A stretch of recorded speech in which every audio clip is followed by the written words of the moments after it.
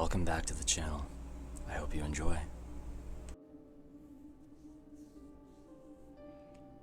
There was visible confusion on her face, maybe a hint of recognition. The snow kept my breath from turning to mist, making me look just as breathless as the rest of them. Ginger looked me dead in the eye as her face contorted into a snarl. "He's mine, mine," she shrieked. "He's all mine." She observed every step I took. She sucked air into her lungs as if to make herself look larger, making an uncanny reverse hissing noise. There was no vapor coming from her breath as she exhaled. There was no chase. She already had her meal, like a house cat eating a Saint Bernard. I had to get out of here. There had to be something I could do other than to run blind into the wilderness. By the south corner of the main lodge, there was a pile of clothes. They smelled of turpentine, but no one had lit them on fire just yet. Maybe they wanted to add more to it before they did. I stuck my hands in there, letting the chemicals sting my open wounds, rustling through discarded shirts and pants, some of which still had limbs attached. I managed to find a set of car keys. I held onto it for dear life, thanking whatever gods may be for the little blue sunflower keychain I'd felt at the top of my fingertips. The keys led me to a camper van. There was a small picture of the two betrothed men above the glove box.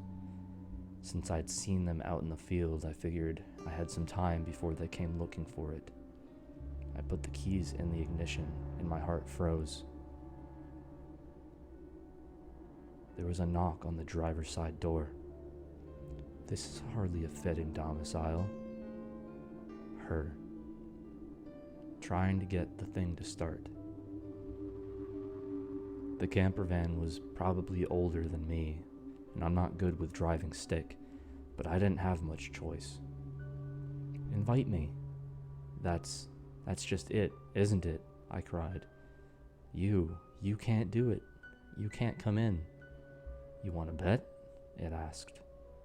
"Yeah," I nodded. Yeah, let's bet. Let's do it." I was just buying time. The moment the engine roared to life, I stepped on the gas. A bloodied hand squeaked against the window as I took a hard right turn, making the tires slip on the graveled road. I saw it all in the rearview mirror. The fires and a gathering crowd. Some of them waved goodbye, some cheered. All of them rejoiced together, breathless. By the time I got to a nearby town, fire trucks had already passed me by. Once I talked to the police, they seemed to already know the story.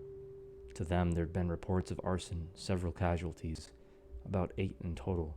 They had people on site investigating.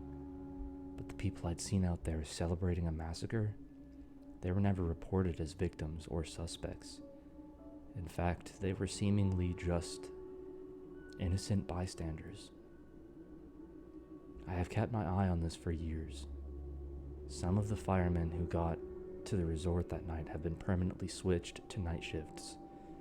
Most of those who survived that night have mysteriously vanished from social media, but they will still pop up in posts, very much alive and kicking.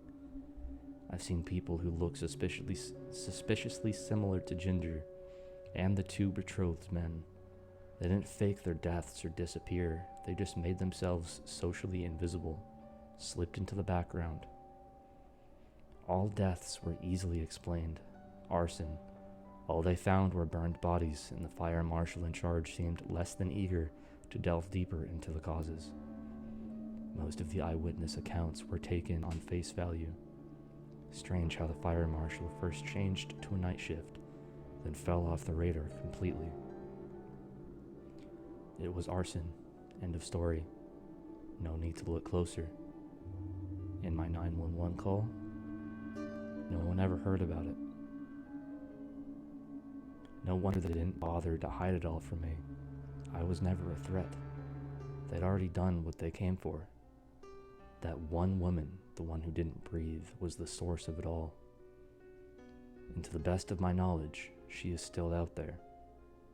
And she is not alone anymore.